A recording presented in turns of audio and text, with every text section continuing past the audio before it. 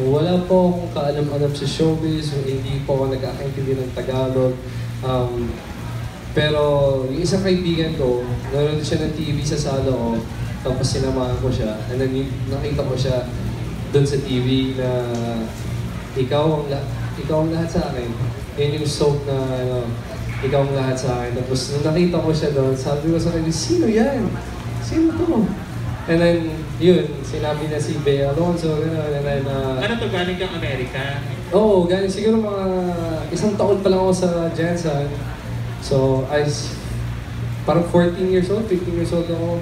Oh, kung 15 ka lang, mga 16 naman. Di ba? Halos 16, mga 1 year. lang ang age gap niyo, fair. Mga 1 year siya, sa akin.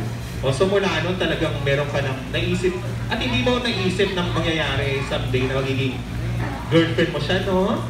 Ay, sobrang unbelievable. So kahit ngayon, nung nag-shooting kami nung first day namin, sobrang hirap na hirap ako.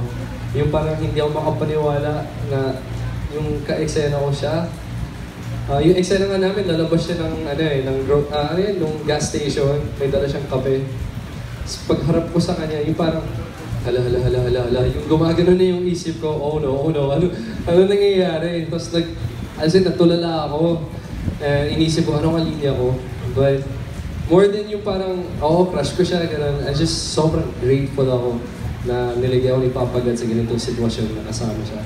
Tapos nang hinaya ka na hindi nagtagal yung relasyon niyo, may gano'n bang regret? Oo naman. Ikaw ba may kasalanan, Je? Ba't kayo nag-break? Ikaw ba may Rekta na to. Diretso na, di ba, Bea? Rekta na to. Oo, ikaw ba yung may fault? Oo, ako. Ako, sabi nga niya kanina, parang immature. At sinabi mo immature ako, sabi mo bata isip ako, kaya na-hurt ako. Ano ba? Hindi ko sinabi yan. Pero ako mismo, sinasabi ko na immature ako. Natakot ako sa mga nangyayari sa paligid namin. Hindi ko alam kung paano i-handle. Ayun. Wala namang third party sa'yo? Walang third party. Okay. Fairness. Thank you, Je. Okay, Bea naman.